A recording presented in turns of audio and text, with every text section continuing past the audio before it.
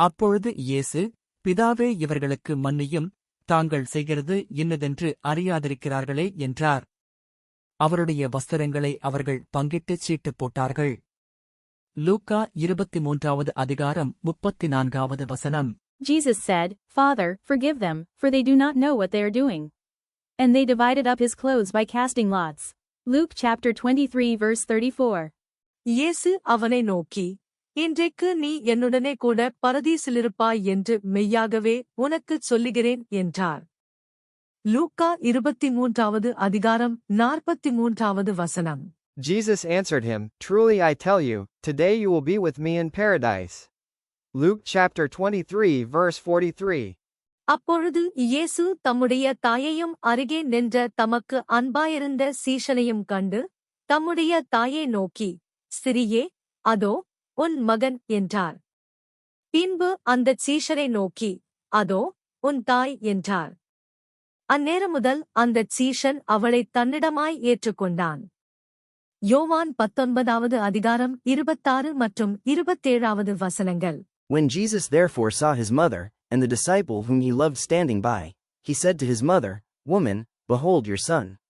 Then he said to the disciple, Behold your mother. And from that hour that disciple took her to his own home. John chapter 19 verses 26 to 27. 9ஆம் மணி நேரத்தில் இயேசு, Eli, Eli, லாமா சபக்தானி என்று மிகுந்த சத்தமிட்டு கூப்பிட்டார். அதற்கு என் தேவனே, என் தேவனே, ஏன் என்னைக் கைவிட்டீர் என்று அர்த்தமாம். மத்தேயு 27வது அதிகாரம் 46வது வசனம். And about the 9th hour Jesus cried out with a loud voice, saying, Eli, Eli, lama sabachthani. That is, my God, why have you forsaken me? Matthew chapter 27 verse 46. அதன் பின்பு, எல்லாம் முடிந்தது என்று இயேசு அறிந்து, வேதவாக்கியம் நிறைவேறத்தக்கதாக, தாகமாயிருக்கிறேன் என்றார். யோவான் 19வது அதிகாரம் 28வது வசனம். After this, Jesus, knowing that all things were now accomplished, that the scripture might be fulfilled, said, I thirst. John chapter 19 verse 28. இயேசு காடியை வாங்கின பின்பு, முடிந்தது என்று சொல்லி, தலையைச் சாய்த்து, ஆவியை ஒப்புக் கொடுத்தார். யோவான் 19வது அதிகாரம் 30வது வசனம். So when Jesus had received the sour wine, he said, It is finished. And bowing his head, he gave up his spirit. John chapter 19 verse 30. இயேசு, பிதாவே, உம்முடைய கைகளில் என் ஆவியை ஒப்புவிக்கிறேன் என்று மகா சத்தமாய் கூப்பிட்டுச் சொன்னார்.